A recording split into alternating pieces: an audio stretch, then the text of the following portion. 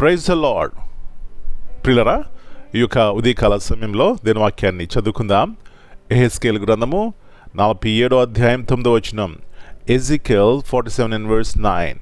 వడిగా పారు ఈ నది వచ్చు చోట్ల నెల్లా జలచరములన్నీ బ్రతుకును. ఈ నది ఎక్కడికి పారునో అక్కడ సమస్తమును బ్రతుకును. And it shall come to pass that everything that liveth, which moveth, whithersoever the river shall come, shall live. For they shall be healed, and everything that shall live, whither the river cometh. యేసు ప్రభువారి అతి శ్రేష్టమైన నామంలో ప్లరా మీ అందరికీ శుభములు తెలియజేస్తున్నాను. మరి యొక్క నూతన దినాన్ని దేవుడు మనకిచ్చారు. దాన్ని బట్టి దేవునికి కృతజ్ఞత ఆస్తులు చెల్లించుకుందాం. మంచిది. ఎట్లా ఉన్నారండి? అందరూ క్షేమంగా ఉన్నారా? కుటుంబాల్లో నెమ్మది ఉందా? మరి శాంతి సమాధానము మరి మన జీవితాల్లో ఉందా? వీటన్నిటికీ కారణము మన దేవుని అడగాలి. ప్రభువా, మీరు నిత్యము మాతో ఉండాలి, మీ సన్నిధి మాతో ఉండాలి, మమ్మల్ని నడిపించాలని. మంచిది. ఇక్కడ చూసినట్లయితే వడిగా పారు ఈ నది వచ్చు చోట్ల నెల్లా జలచరములు బ్రతుకును అనే మాట మనకెంతో ఉత్సాహాన్ని ఇస్తుంది. ఎందుకంటే చూడండి, ఎవరైనా హాస్పిటల్లో చనిపోతున్న వ్యక్తి బ్రతకాడు అంటే మనకి ఎంతో సంతోషం ఉంటుంది. పిల్లరా, బ్రతకాలని మనకు ఆశ ఉంటుంది. ఎవరు కూడా ఈ లోకాన్ని విడిచిపెట్టాలని ఆశపడరు. ఎలా బ్రతుకుతాం? ఏ విధంగా బ్రతుకుతామంటే ఆ జలము, ఆ జీవజలము ఎక్కడైతే ప్రవహిస్తుందో అక్కడ చచ్చిపోయిన పరిస్థితి ఉన్న, పావం చేత బంధింపబడి ఉన్న, మరి అలాంటి పరిస్థితుల్లో నుంచి ఈ జీవజలములు మనం బ్రతికిస్తాయి. అది అక్కడ మరి ఎహెజ్కేలు చూస్తున్నాడు.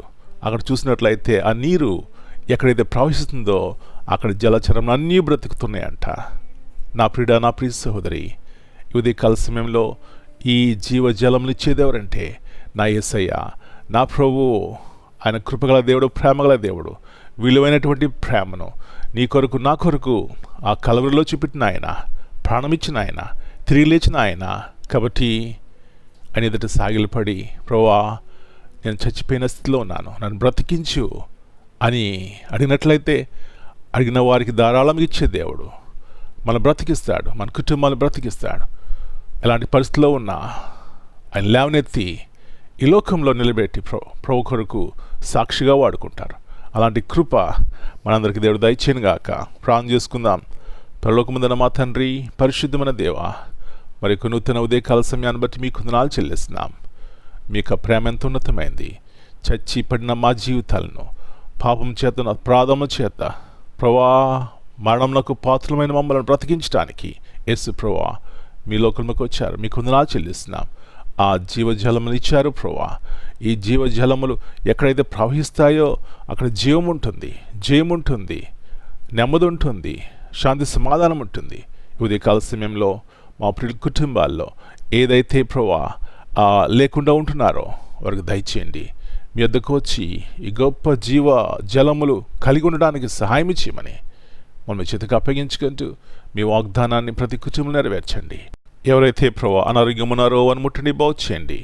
మీ సమాధానం ప్రతి కుటుంబంలో ఏలుబడి చేయడానికి సహాయం చేయమని మనం మీ చేతికి అప్పగించుకుంటూ యేసు ప్రభువారి అతి శ్రేష్టమైన బలమైన నామమును బట్టి ప్రార్థన చేస్తున్నాను తండ్రి.